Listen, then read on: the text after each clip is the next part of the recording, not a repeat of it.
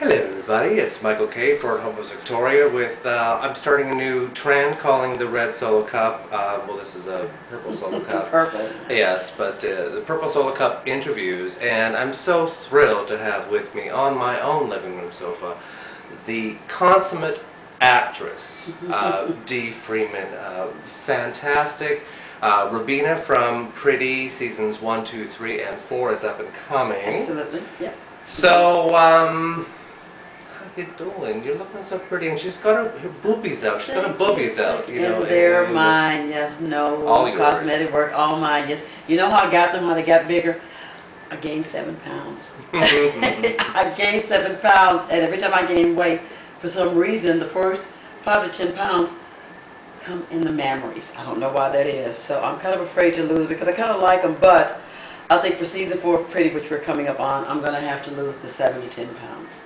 7 pounds. Yeah. This is her issue, like 7 pounds. Yeah, She must well, lose 7 pounds. Yeah, that 7 pounds made a difference. I mean, I'm not going to say which season I felt like I was bigger than, but I can't stand to watch that season. So, yeah, the 7 pounds has to come off. But you were pregnant in season 3. Are you going to blow the whistle on me and tell them which one I hated? Well, this is what? I'm supposed to go ahead and lie to your fans? Well, no, actually, I could see past the pregnancy. I saw those 7 pounds. Every single one of them. So yeah, I'm going to lose that 7 pounds. You're way too harsh on yourself. You think way so? too harsh, absolutely. Well, they always say you're your own worst critic, and I don't think I'm any different. And you are. Absolutely, yeah. Now, you're actually flying with U.S. Airways Express. Absolutely, yes. I'm a flight attendant. Doing research? I mean, you're always an actress. Well, so yeah, this is a definite, not really a departure. You know what? When I actually heard that you were a stewardess, I talked flight attendant. I'm sorry, flight attendant, Yeah. flight administrator, however you want to doctor that one out. Air waitress. Air waitress. When I talked to Stacy and both Steve about it, and we laughed. We really laughed. Oh, really? Well, I identify you with Rabina. Okay. From Pretty. Okay. So I could picture Rabina on the Friendly Skies. Sit your ass down. Get the bitch down! Now! Shut your kid up! No, well, you know what I've discovered, which I don't think it ever dawned on me that someone would ever not do what I asked of them in the air. The ones who do misbehave, you usually find them on YouTube and Facebook. Right. And you don't have me represented anywhere. In most cases, people are going to do what you ask them. They understand the rules of flying in an aircraft. I think I've had maybe, with the exception of maybe 1 or 2 people, very easy flights, and that's pretty much the way I like it. For those of you that don't know, I am, without a doubt, I'm an actress first. That's how I define DEE Freeman. I just happen to be going through a divorce, and it's a little bit unfair to my ex-sugar daddy husband to pull the mortgage by himself. So, yeah. Yeah, I don't want to put all that pressure on him, so I am helping him until we can get the house sold. So I don't want my quality of life to drop too much. I think working in an office would probably quietly kill me. That's not who I am. I couldn't do it. I want to look at something and say, I don't want it to feel like a job. And one of my friends who's a flight attendant said, well, have you ever thought about that? Honestly, I hadn't. It never dawned on me to be a flight attendant. At first I was like, oh, it's freaking stupid. I don't want to be a flight attendant. And at night when I went to bed, it was going through my head. I was like, a flight attendant, that might not be too bad. Yeah, but being a flight attendant certainly has served for inspiration for you because you're actually now writing your own series. I didn't intend to do that. A lot of the pilots and some of the other flight attendants feel like I am. That's the reason why I became a flight attendant. Like, you came here with the intention of writing. That's not what happened.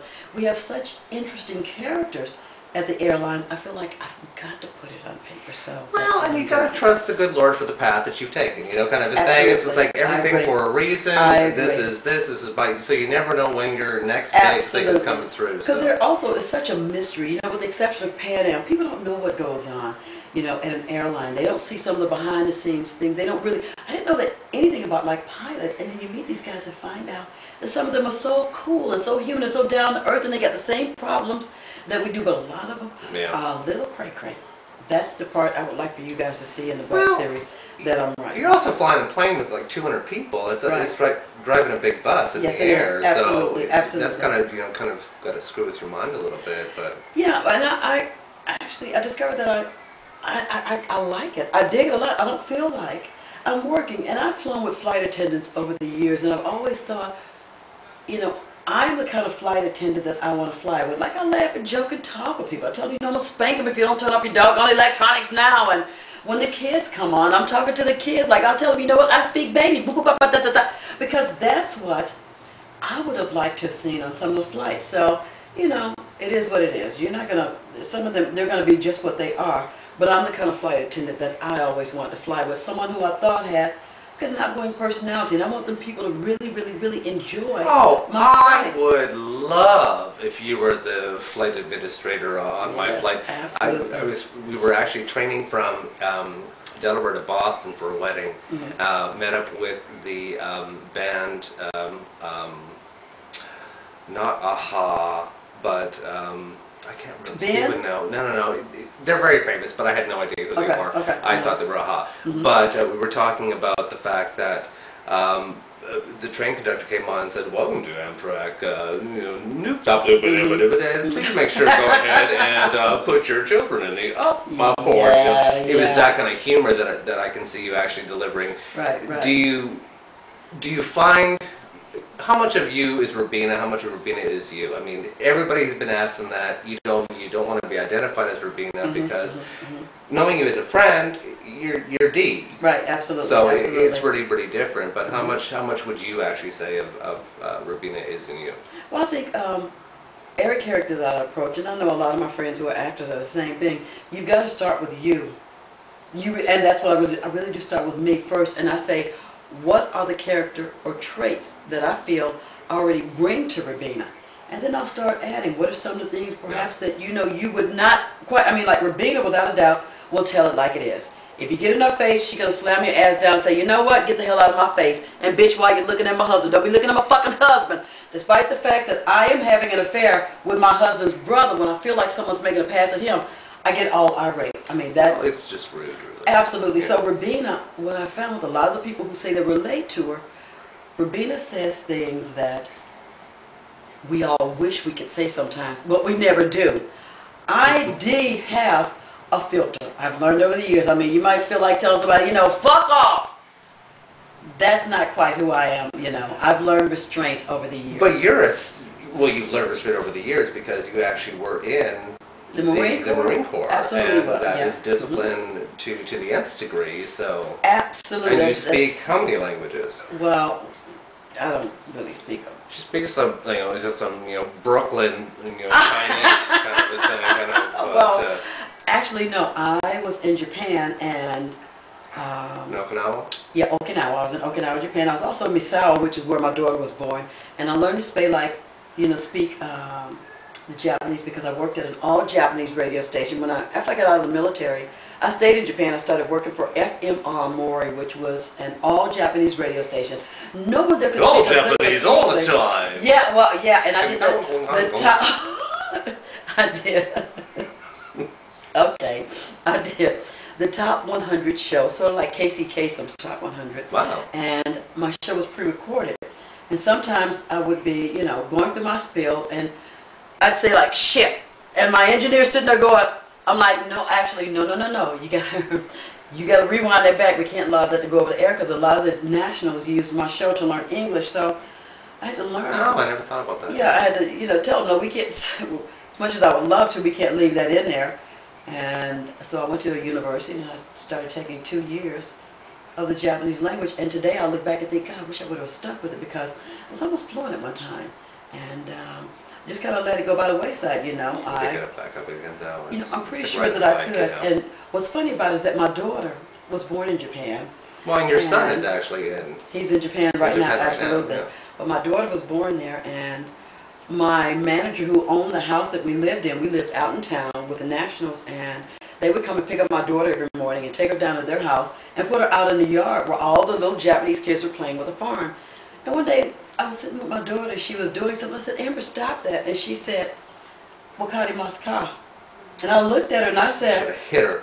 What? And she looked at me, she said, Wakarimasu ka? And that's Japanese for, I don't understand. I said, I've got an American daughter who apparently doesn't understand English. So I told Well, you my have an husband. American daughter with a really great mother is what you have. Well, yeah, but I told Just my what you husband, got. yeah, we've got to put her with And some, your husband, you know, I'm sorry. little Tommy and little Tabitha, because this child isn't understanding the English that I'm saying to her. So we started putting her with an American nursery where she could learn the English language, because she had been with all the Japanese and she didn't. She at that point, I guess, didn't understand what I was telling her when I was telling her to stop.